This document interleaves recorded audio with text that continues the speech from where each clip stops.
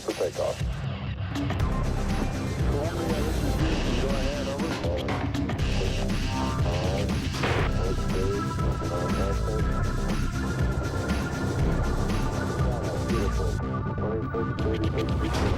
Good evening. Welcome in to the Indians Minor League Magazine. Along with former Tribe left-hander Jason Stamford, I'm Al Pulowski, and boy, Jay, the Tribe had a great month of April. And recently, how about the Columbus Clippers? They've won 11 straight. Yeah, they've been on fire the whole second half of the month of April, and it's been fun to watch these guys play because when they're going good, the Indians are going good. It's a very nice, talented level at the AAA. It sure is. A lot to talk about this week on Indians Minor League Magazine. Of course, we'll take you around to all the teams. We'll also check in with K-Tribe General Manager Ben Jones. We'll talk about the final season as Kinston as a Tribe affiliate. They're moving to a new city.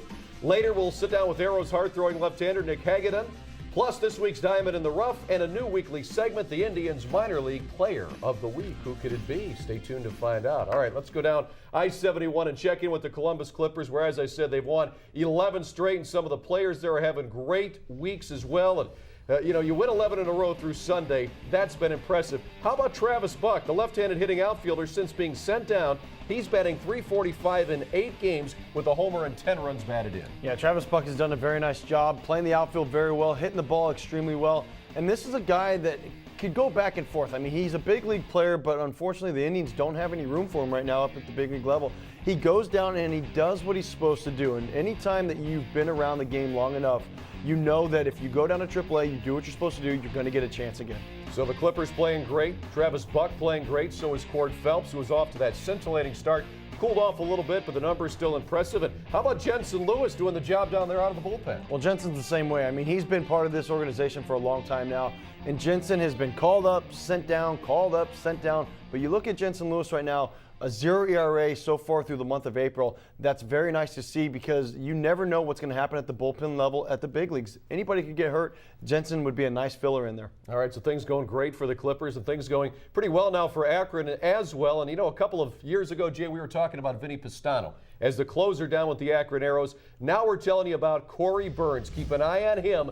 In another year or two, you could see him in the Indians bullpen. This Arrows closer now, 7 saves and 7 appearances. He's only given up 1 earned run in 6 2/3 innings while striking out 15, and he hasn't walked a batter. Yeah, and even more so, Corey Burns throws from down under. He's a little submarine guy. And you look at him, he throws the ball extremely hard, too. He's a lot like Joe Smith when you throw the ball. He's got a very nice breaking ball, very nice slider. But you look at what he's able to do. He commands the strike zone very well as a closer. And you don't see that often from a young, talented guy like him.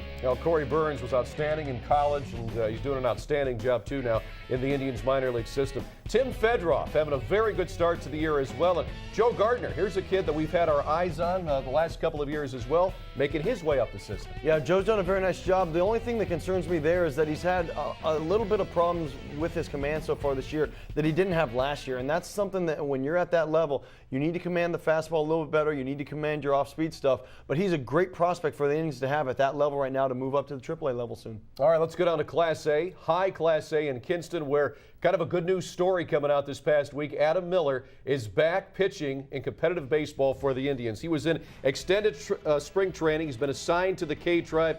Remember a few years ago in spring training in 07, he had 14 shutout innings for the Major League club, but he's had 4 surgeries to his finger. Well, he's finally back now and pitching for Kinston. Really great to see.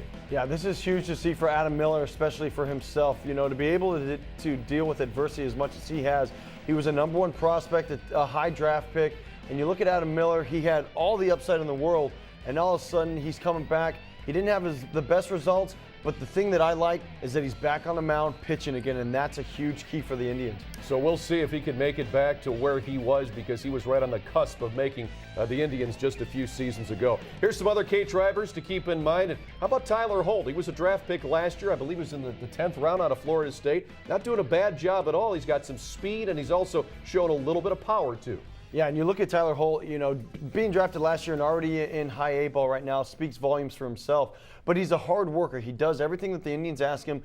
The difficult thing is for them to find a position for him, being that he's an outfielder. But if you have speed and you have talent, you're going to skyrocket through the system like he has so far. All right, let's go down to Lake County now, also at the Class A level in Low A. And how about the power surge by Jesus Aguiar? He's been doing a great job for the team down there in Lake County, and he has hit in 5 of his 6 home runs now in the last 7 games. 3 of them in one game against Bowling Green, and his 6 home runs lead the Indians organization. Yeah, and this is a nice thing to see from Aguilar. You know, you look at this kid, a young kid right now, and coming into his own, really learning the strike zone at a low level. But, you know, Ted Kubiak talks about how much he likes this guy, and that's the fun part about it, is that you get to see some young talent close to the Indians, and that's why the Indians brought this team up a few years ago, was to make sure that they could see these guys. Yeah, I had some friends that went out to Lake County, so they had a great time at Classic Park, as always. Great place to see a ball game.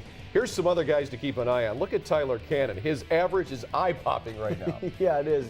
You know, Tyler Cannon's done a very nice job. 3 home runs, 13 runs, 2, and 13 RBIs. These guys can score.